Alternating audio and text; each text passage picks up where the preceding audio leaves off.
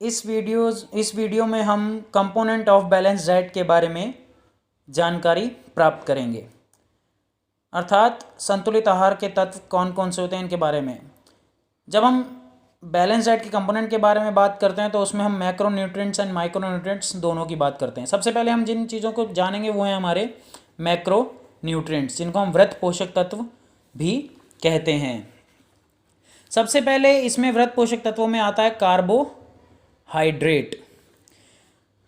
They are main source of energy for all activities. They give quick energy and less amount of carbohydrate in diet cause undernutrition and weight loss.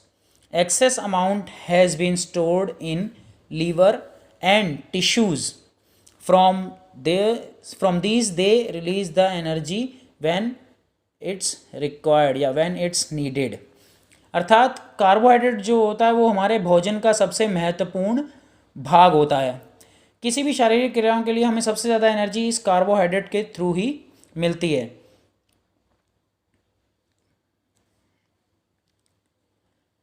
इसके बाद जब हम इस carbohydrate के बारे में बात करते हैं तो यदि हम बात करें कार्बोहाइड्रेट की तो कार्बोहाइड्रेट को ज़्यादातर क्या लिखा होगा, अतिरिक्त मात्रा में ग्रहण किया गया कार्बोहाइड्रेट शरीर के द्वारा वसा व ग्लाइकोजन के रूप में परिवर्तित करके संग्रहित कर लिया जाता है। जैसे ही जब हमने कोई फूड लिया है तो जब हम कार्बोहाइड्रेट ले रहे हैं तो इसको हमारे जो टिश्यूज़ होते हैं या जो हमारा हमारे टिश्यू या हमारा जो लीवर होता है वो इसको स्टोर करके रख लेता है। जिससे क्या होता है, जब हमें इसकी रिक्वायरमेंट होती है, जब किसी एक्टिविटी में हमें ज़्यादा एनर्जी की रिक्वायरमेंट होती है तो हम इस एनर्जी को तब यूज़ कर सकते हैं समय पड़ने पर। इसके जो सोर्सेज हैं वो बताए गए हैं, pulses, potatoes, carrot, banana and sugar cane. Then next macronutrient जो आता है वो आता है protein. Protein are needed for growth and development of body. अर्थात प्रोटीन हमारी बॉडी की ग्रोथ, वृद्धि और विकास दोनों के लिए बहुत ज़्यादा आवश्यक है। It helps and replace the worn out tissue. ये बहुत ज़्यादा मदद करता है जो हमारे टूटे फूटे ऊतक होते हैं उनको ठीक करने में, उनकी मरम्मत करने में। It does not provide energy under normal routine but give energy under extreme situation. ये हमें नॉर्मल रूटीन में एनर्जी प्रोवाइड नहीं करता, लेकिन जब हमें ज़्यादा मात्रा में अचानक किसी एक्सट्रीम कंडीशन में एनर्जी की रिक्वायरमेंट होती है तो ये हमें एनर्जी प्रोवाइड करता है। High intake of protein created overload over kidney and liver. यदि हम ज़्यादा मात्रा में प्रोटीन को ले लेते हैं, किसी भी चीज़ की अति करना बहुत ज़्यादा दिक्कत होता है, इसलिए जब हम प्रोटीन को ज़्यादा मात्रा में ले लेते हैं तो कहीं ना कहीं ये हमारी किडनी और हमारे लीवर पर गलत इफेक्ट डालता है। Deficiency diseases are kwashiorkor and marasmus. इसकी डेफिशिएंसी से जो डिजीज होती हैं उनका नाम है क्वाशोरकर एंड मेरास्मस। देन इसके जो सोर्सेज बताए गए हैं वो सोर्सेज बताए गए हैं मिल्क प्रोडक्ट, सोयाबीन जो न्यूट्री जिसको हम कहते हैं, या तिल, बादाम, सभी रेशेदार फल जो भी होते हैं वो सब प्रोटीन हमें प्रोवाइड करते हैं। Then next component of diet जो मैक्रोन्यूट्रिएंट्स में आता है वो आता है फैट, अर्थात वसा। Fat are emergency source of energy and stored in body.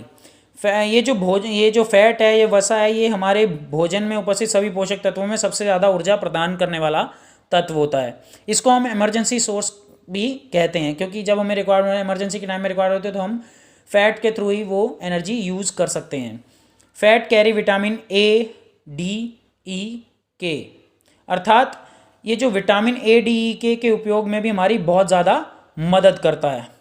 और साथ ही साथ ये बेसिकली जो फैट होता है ये हमारे शरीर को सुडौल और सुंदर बनाता है। लेकिन यदि फैट हमारी बॉडी में ज़्यादा हो जाएगा, यदि हमारी बॉडी में फैट की अधिकता बहुत ज़्यादा हो जाती है तो ये कहीं ना कहीं हमारा शरीर सुंदर और सुडौल बनने के बजाय मोटा और भद्दा दिखने लगेगा। और साथ ही साथ इससे बहुत ज़्यादा हृदय से रिलेटेड जो बीमारियाँ हैं उसका भी खतरा बढ़ जाता है यदि फैट की मात्रा हमारी बॉडी में ज़्यादा हो जाएगी। लिखा हुआ है our diet should consist of 20% to 25% of fat. If more fat intake more risk of obesity and many heart disease. Next component के बारे में जब हम बात करते हैं वो नेक्स्ट कंपोनेंट आता है हमारा वाटर। वाटर के बारे में हम जानते हैं कि वाटर हमारे लिए बहुत एक असेंशियल कंपोनेंट है। हमें जल की आवश्यकता बहुत ज़्यादा पड़ती है। बेसिकली हमारी बॉडी 70% जो है वो पानी से ही बनी है, और हमारे ब्लड को सर्कुलेट होने के लिए 90% वाटर की रिक्वायरमेंट होती है। और इसलिए कहा जाता है कि हमें दिन में 8 से 10%, मतलब 8 से 10 ग्लासेस पानी के पीने चाहिए कम से कम, ताकि हमारी बॉडी का जो टेम्परेचर है वो बना रहे और हमारी बॉडी हेल्दी रहे। बॉडी के वेट को मेंटेन करने के लिए वाटर बहुत नेसेसरी होता है। और क्या करता है, जो वाटर होता है, जो भी न्यूट्रिएंट्स हमारी बॉडी में जाते हैं, जो भी एसेंशियल एलिमेंट हमारी बॉडी में जाते हैं, वो वाटर के थ्रू ही हमारे टिश्यूज़ तक, हमारे सेल्स तक बॉडी में पहुंचते हैं। ये सब इसमें लिखा हुआ है, देखिए। It is essential nutrients our body consist of 70% of water, blood consist 90% of water, each person shall drink 8 to 10 glasses of water daily. The essential are sent through water to all cells of body. It's significant in execution of waste products. It helps in digestion. It also regulate the body temperature. ठीक है, ये थे हमारे macronutrients जिनके बारे में हमने अभी पढ़ा। अब हम जो बात करेंगे वो हम बात करेंगे माइक्रोन्यूट्रिएंट्स के बारे में, जिनको हम सूक्ष्म पोषक तत्व भी कहते हैं। इन माइक्रोन्यूट्रिएंट्स में 2 पोषक तत्व आते हैं, पहला आता है मिनरल्स और दूसरा आता है विटामिन, अर्थात खनिज और vitamin.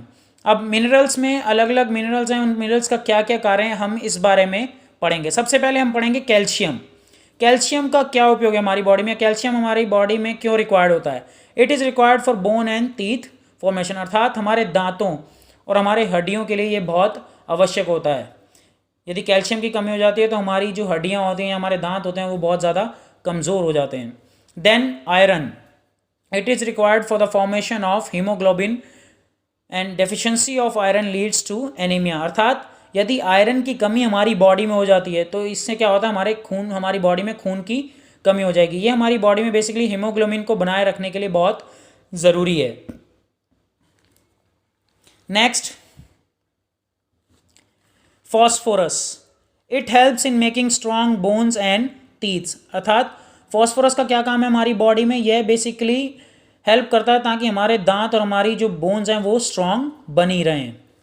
Sodium, it helps nervous system for better response, deficiency leads to cramp and tiredness, अर्थात ये जो हमारा तंत्रिका तंत्र है उसकी प्रतिक्रिया को सुचारू रखने में बहुत ज़्यादा मदद करता है। हमारा रिस्पॉन्स टाइम जो होता है, हमारा रिस्पॉन्स बेटर कैसे आता है, इसी की वजह से। अगर सोडियम की कमी हो जाती है तो हमारी बॉडी में टायर्डनेस आनी शुरू हो जाती है, थकावट होनी शुरू हो जाती है और हमारी बॉडी अकड़ने लग जाती है, क्रैम्प्स आने शुरू हो जाते हैं हमारी बॉडी में। Then iodine, it helps in proper growth and development of body, basically iodine क्या है, हमारी बॉडी के बेसिकली प्रॉपर ग्रोथ और डेवलपमेंट के लिए ज़रूरी होता है। अगर इसकी कमी हमारी बॉडी में होती है तो हमें गॉइटर जैसी बीमारी का सामना करना पड़ सकता है, डिजीज़ का सामना करना पड़ सकता है। Then fluoride, it helps to formation of teeth and nails, हमारी जो नाखून होते हैं उनके फॉर्मेशन में जो फ्लोराइड होता है उसकी बहुत ज़्यादा ज़रूरत होती है। Then chloride, it helps body to fight against infection, proper function of nervous system, अर्थात हमारी बॉडी में यदि कोई भी संक्रमण हो जाता है तो उससे लड़ने की जो क्षमता है वो हमें क्लोराइड देता है। इससे हमारा जो नर्वस सिस्टम के फंक्शन है वो भी बहुत अच्छे चलते हैं। देन विटामिन्स, विटामिन्स कौन कौन से होते हैं, विटामिन्स की जब हम बात करते हैं उसमें 2 तरीके के विटामिन्स आते हैं। सबसे पहले जो आते हैं वो आते हैं fat soluble vitamin and second आते हैं वाटर सोल्यूबल विटामिन। सबसे पहले फैट सोल्यूबल विटामिन में विटामिन ए आता है। विटामिन ए में देखेंगे हम कि ये किस लिए काम आता है, इसका क्या बेनिफिट्स है। Help in normal growth and development of eyes and skin, अर्थात हमारी बॉडी की जो नॉर्मल ग्रोथ है विटामिन ए उसमें बहुत ज़्यादा मदद करता है और हमारी आँखों और हमारी स्किन की जो डेवलपमेंट है उसमें भी विटामिन ए की बहुत ज़्यादा भूमिका होती है। Then vitamin D, it developed by body itself, ये बेसिकली हमारी बॉडी के द्वारा खुद बनाया जाता है। It helps in absorption of calcium and phosphorus, यह शरीर में कैल्शियम व फॉस्फोरस के अवशोषण में बहुत ज़्यादा सहायक होता है, बहुत ज़्यादा महत्वपूर्ण होता है उनके अवशोषण के लिए। डेफिशिएंसी लीड टू रिकेट्स, अगर इसकी विटामिन डी की कमी हमारी बॉडी में होती है तो इसकी वजह से, इसकी कमी की वजह से हमें रिकेट जैसी बीमारी का सामना करना पड़ सकता है। Then vitamin E, it protects the cell membrane and act as a antioxidant, it protect body from cancer and heart stroke. Basically इसमें क्या बताया गया कि ये विटामिन बेसिकली हमारी जो हृदय घात या कैंसर जैसे रोग हैं उनसे शरीर की रक्षा करता है। बेसिकली ये शरीर में एंटीऑक्सीडेंट का काम करता है। स्त्री और पुरुषों में जो प्रजनन क्षमता होती है, जो प्रजनन शक्ति होती है, उसको ये और ज़्यादा सुदृढ़ बनाता है। नेक्स्ट हम बात करेंगे विटामिन के की। Help in blood clotting and heal wounds, अर्थात यदि हमारी बॉडी में कोई भी घाव हो जाता है तो उस घाव को भरने में विटामिन के जो होता है वो बहुत ज़्यादा महत्वपूर्ण भूमिका निभाता है। देन इसके बाद जब हम बात करेंगे विटामिन की, वो विटामिन आते हैं वाटर सॉल्यूबल विटामिन, अर्थात पानी में घुलनशील विटामिन। इसमें हम दो विटामिन के बारे में पढ़ेंगे। पहला है विटामिन बी और दूसरा है vitamin C.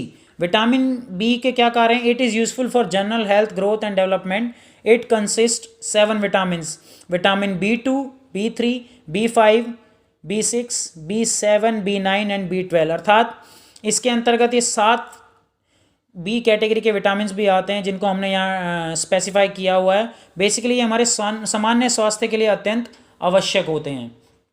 Then vitamin C, it's essential for repair of tendons and ligaments and their development.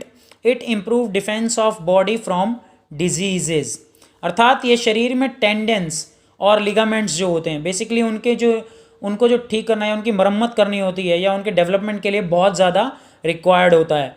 और यही शरीर की जो रोग प्रतिरोधक क्षमता होती है, अर्थात किसी भी बीमारी से लड़ने की जो हमारी बॉडी की क्षमता है, उसको भी ये बढ़ाते हैं।